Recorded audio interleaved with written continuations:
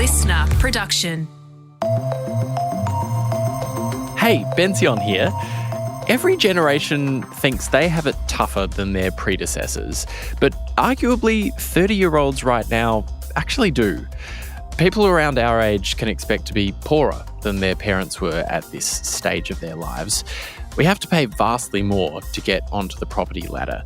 HECS bills can be eye-watering. And that's not to mention the existential climate crisis our parents' generation did leave us. Many millennials feel as if the life promised, you work hard, you get yourself a good job, you get on the property ladder, you get married, you have kids, just isn't quite working out that way. But are people our age undermining our own prospects by kind of feeling sorry for ourselves?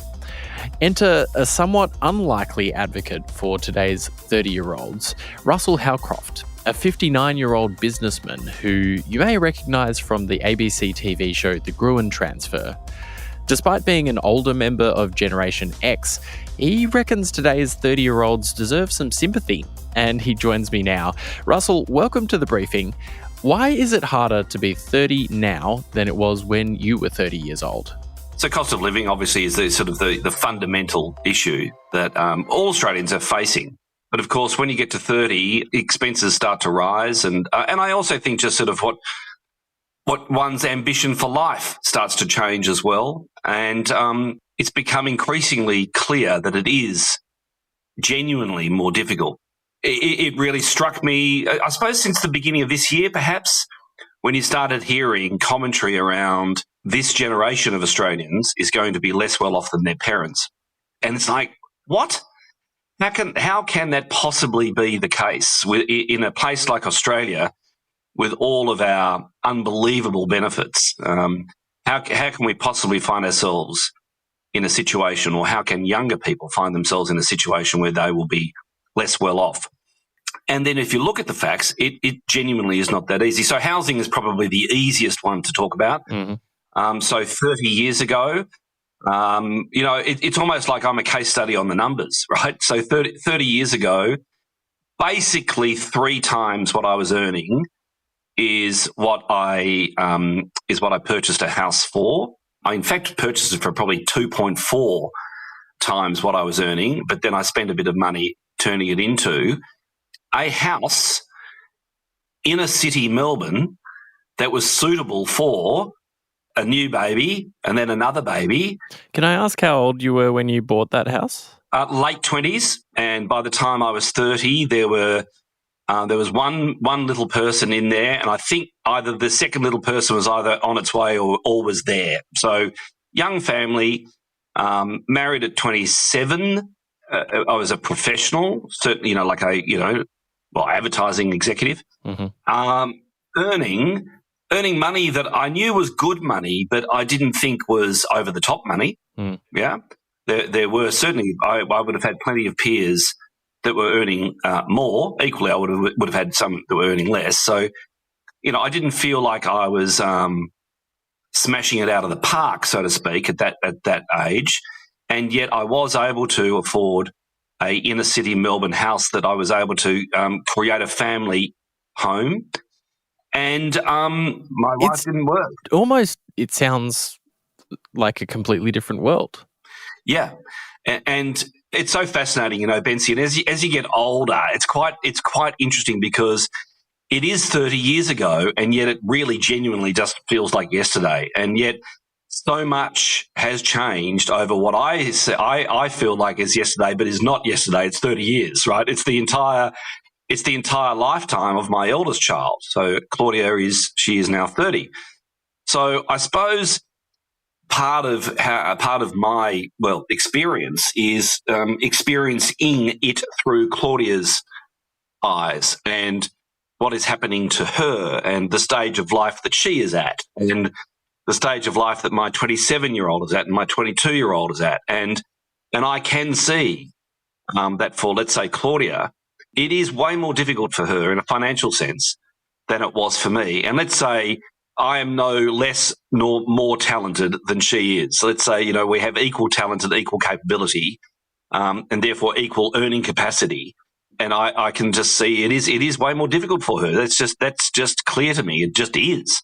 Lots of people your age and older vehemently disagree with you on this subject. Why are you putting your neck out on the line and being a generational traitor in this moment? Well, I don't feel like I'm being a generational anything. I just feel like they're just the facts. I mean, it's quite interesting, isn't it? I mean, I think older people do get their back up. Some do. They get their back up and say, well, I worked very hard and I've created I've created the wealth that I've generated. The boomers, yes, they were demographically favoured. They were, because sheer weight of numbers meant that there was going to be economic growth. And they, in particular in property, of course, but not just property, the share market as well, they've had a fabulous time because they've ridden a very long-term economic growth wave. We've basically had 30 years of uninterrupted growth in Australia.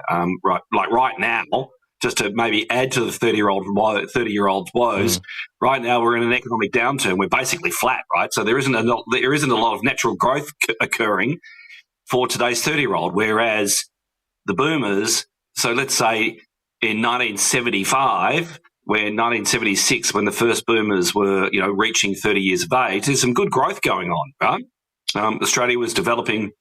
Then through the 80s, significant economic growth. Yes, there's been downturns. Yes, there's been share market crashes, but the overriding, trend line shows just, growth. I'm not pro or anti-boomer. I'm none of that. I suppose what I'm trying to do is just articulate the facts. A lot of us, including me, I have tertiary qualification, which I got for free. I don't have a HECS debt. My daughter has a $15,000 to $20,000 HECS debt. One of the facts that certainly you hear in the discourse in criticism or response to that idea is, I paid 17% interest rates on a mortgage in the 1980s. What are you young people complaining about here? What's the response to that? Yeah, so there was a period where that is true. It was actually for a short period of time. There was, massive interest rates. So, it's true. That is a reality. And it was a reality which, generated the recession that we had to have, calmed everything down. And then there was economic reform. And that economic reform, Keating-Hawke economic reforms, they really created and generated some fabulous economic growth off the back of those returns. So, there is some truth to that. We'd have to do a really strong analysis, wouldn't we, on, okay, so average income, average take-home pay, paying 15% versus, today's market at paying, 6-7%. What about the argument that there's a danger in thinking about oneself in this way, even if it's all true, which I think you're right about the statistics here, as sort of an economic victim? Does that take away some agency from people who are age 30 right now? I just turned 31. So am I doing myself a disservice? Bension, I think you've hit on the downside of this discussion, right?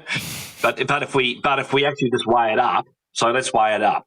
So is this discussion important, or is it important enough to have, or is this discussion a distraction? And perhaps for many older people, it's like, don't give people excuses, So if I think that through, I think, no. I believe that the big picture, the big economic picture is problematic.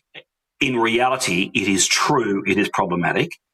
And therefore, we need to think through what can be done about it. And that's why I suppose I'm enjoying having the conversation, because, if we keep talking about it, let's hope it goes from more than a conversation about what is a problem to maybe an articulation around what can be done, which will be bigger sort of economic brains than mine.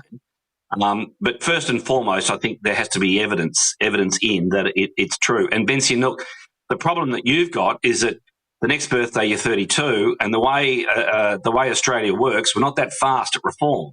So, you're going to be 37 before anything happens, and by then it might be too late for you, mate. So, oh, God. We need to get a move on.